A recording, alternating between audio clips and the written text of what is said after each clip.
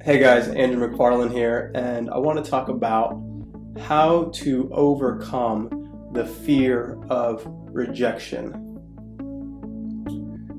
So, there's one primary paradigm shift that needs to come in order to have you release this fear of rejection.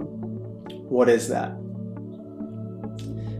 It really is the shift from living in a paradigm where people can accept you and reject you to living in a paradigm where you are feeling the power and the joy of expressing yourself. These are two different places to live. Most of us, and for most of my life, I lived in this world of, do they like me or do they not like me? And now I've grown into being in a place where it really doesn't matter, because there's more satisfaction and more joy from the sheer expression of who I am than there is being accepted or being rejected. So first, let's look at this idea of being accepted. Because a lot of times, some of us find so much validation in the world, and we believe that that's a beautiful thing. But we have to also understand that the other side of the coin is to be rejected. If you can be accepted in any given situation, you can just as easily be rejected. So we also have to let go of all the places that we are validating ourselves through external acceptance. It's interesting because for me, I grew up as an actor, as some of you may know, and anyone who's had this career path, all you do is go on auditions or even what we'd say like interviews, and you're constantly getting rejected.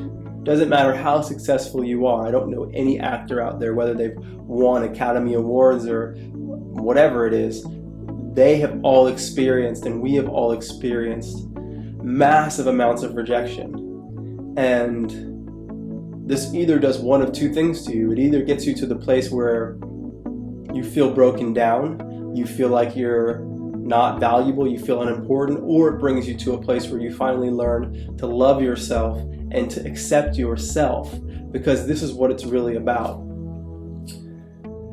So let's play into the story a little bit about why we have this fear of rejection or this desire for acceptance. They're the same thing. Because truthfully, deep down inside, we believe that someone or something has the keys to our happiness.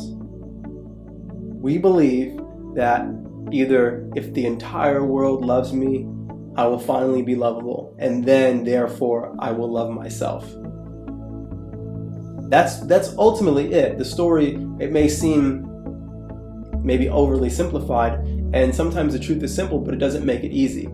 So we have to really look and see, how have we given our power away? How have we decided that some job, something, some person, some collective of people has the keys to our happiness?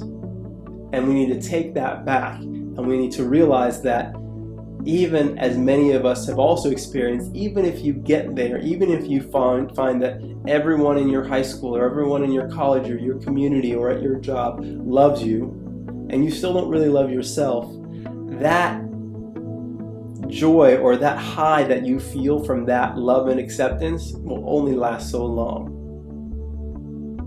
So a lot of it has to, as always, like many things, come back to just loving ourselves and realizing that all of these things we do are to find happiness. And once we start to realize that certain paths won't actually lead us to true happiness, we might stop putting our energy in those directions.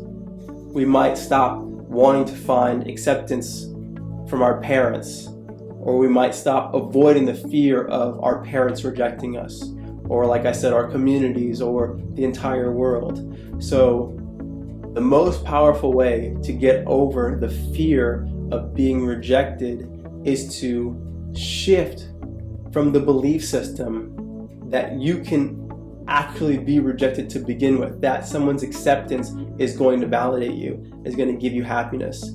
And realize that only you can reject yourself. No one else can reject you. If everyone else looks at you and they say that they hate you, but you love yourself, it doesn't matter. If everyone looks at you and says that they love you,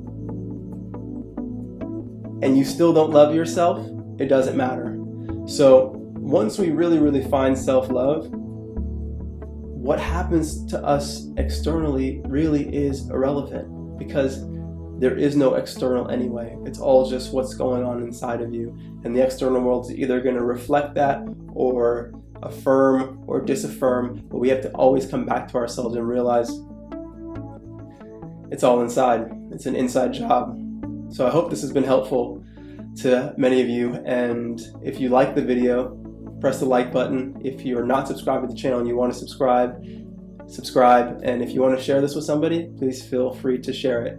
All right, sending you all my love. Peace.